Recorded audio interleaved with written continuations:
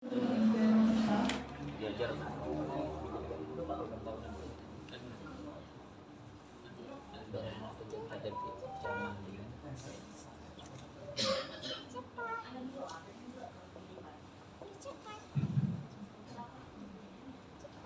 Assalamualaikum warahmatullahi wabarakatuh.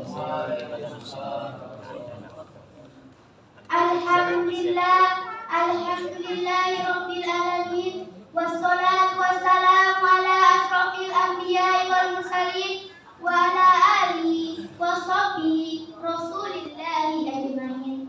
Nasmaduhu wa nasta'inuhu wa nastaghfiruhu wa na'udzu billahi min syurri anfusina wa min sayyiati a'malina. Amma ba'du.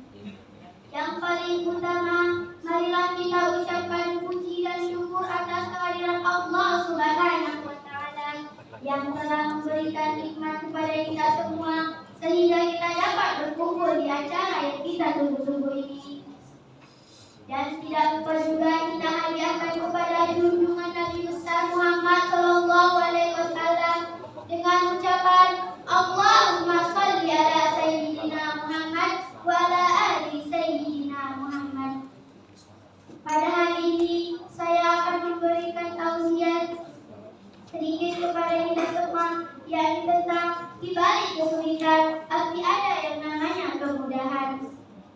Teman yang saya hormati, Dewan Juri serta hakim yang ada di sini, serta teman-teman seperjuangan.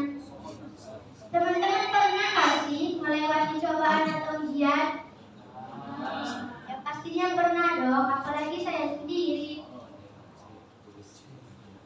Teman-teman tahu nggak, sebenarnya di balik kesulitan itu pasti ada yang namanya kemudahan. Dan apabila Allah berkehendak menghendaki hambanya untuk menjadi pribadi yang lebih baik, maka Allah timpakan kepadanya musibah atau ujian, seperti dijelaskan Allah dalam hadis berikut ini. A'udzubillahi minasyaitonirrajim. Bismillahirrahmanirrahim. Mayuridullahu bihi khairin rizqu, yang artinya barang siapa yang dikehendaki oleh Allah Subhanahu wa Ta'ala, maka timpakan kepadanya musibah atau cobaan. Dalam hadis lain, Allah juga menjelaskan bahwa di setiap muslim yang berhasil melewati ujian dan cobaan yang diberikan, maka dosa-dosanya akan diampuni oleh Allah Subhanahu wa Ta'ala. Hadis riwayat Muslim. Bukan hanya di dalam hadis, Allah juga menjelaskan dalam surah Al-Baqarah ayat 286. Allah menjelaskan bahwa Allah tidak akan pernah memberikan ujian apabila melampaui kesanggupan hambanya.